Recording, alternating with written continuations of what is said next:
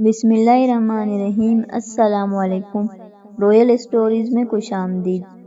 تمام نئے آنے والے دوستوں سے گزارش ہے کہ چینل کو سبسکرائب کر کے بیل آئیکن کو پریس کریں تاکہ آنے والی ویڈیوز کا نوٹیفیکیشن آپ کو مل سکے۔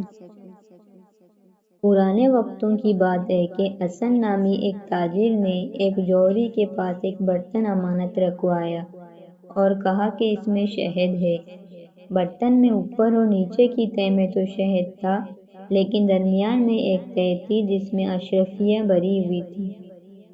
لیکن حسن نے جوہری کو اشرفیوں کے بارے میں نہ بتایا اور شہد کا کہہ کر اپنی امانت کچھ عرصے کے لیے رکھوائی اور دور دراز کے سفر پر چلا گیا۔ بہت عرصے بعد جب وہ واپس آیا تو جوہری سے اپنی امانت واپس لینے گیا۔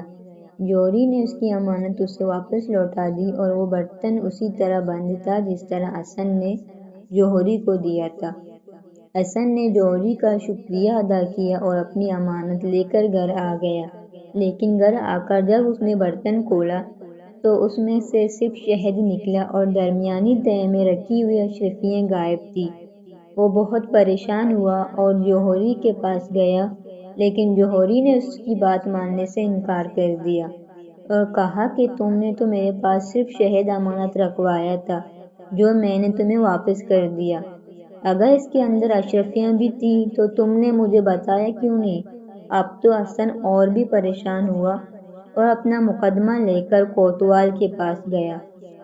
کوتوال نے جوہری کو بلایا، لیکن جوہری نے وہاں بھی وہی بات کی کہ اس نے میرے پاس شہد ہی رکھوایا تھا جو میں نے اسے واپس کر دیا۔ کوتوال بھی یہ بات سن کر چپ کر گیا، کیونکہ جوہری کی بات ٹھیک تھی، لیکن اسے یہ محسوس ہو رہا تھا کہ حسن جھوٹا نہیں ہے۔ چنانچہ وہ ان دونوں کا مقدمہ قاضی صاحب کے پاس لے گیا، لیکن قاضی صاحب بھی اس مقدمے کا کوئی فیصلہ نہ کر سکے۔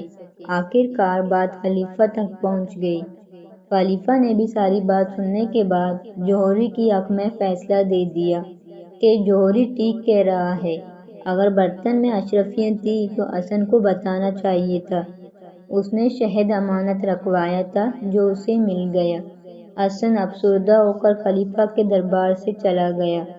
سب کو پتا تھا کہ حسن سچا ہے، لیکن وہ اس عجیب و غریب مقدمے کا فیصلہ کرنے سے قاصر تھے۔ کچھ دن گزرے کہ خلیفہ بیس بدل کر اپنی عادت کے مطابق شہر کا جائزہ لینے نکل گیا۔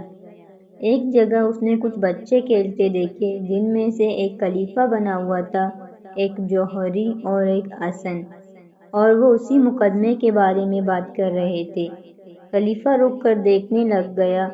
حسن نے اپنا مقدمہ پیش کیا، جوہری نے ماننے سے انکار کر دیا تو خلیفہ بنے بچے نے کہا کہ شاہی حکیم کو بلایا جائے۔ ایک بچہ شاہی حکیم کے روپ میں آیا۔ خلیفہ بنے بچے نے اس سے کہا کہ اس شہد کو چکھ کر بتاؤ کہ یہ کتنا پرانا ہے۔ شاہی طبیب نے چکھنے کے بعد کہا کہ یہ شہد تازہ ہے، یعنی زیادہ عرصہ پرانا نہیں ہے۔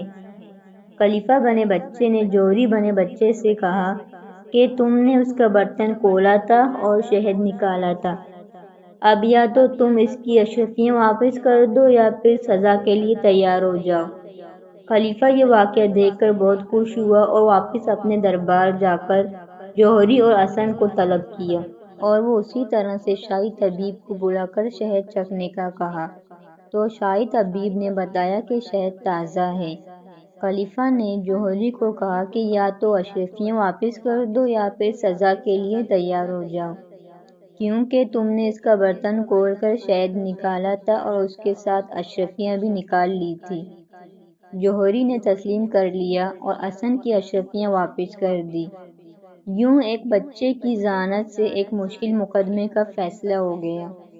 اگر ویڈیو پسند آئے تو لائک شیئر کریں۔ انشاءاللہ ملتے ہیں نیکسٹ ویڈیو میں، تب تک اپنا خیال رکھیں، دعاؤں میں یاد رکھیں۔ اللہ حافظ۔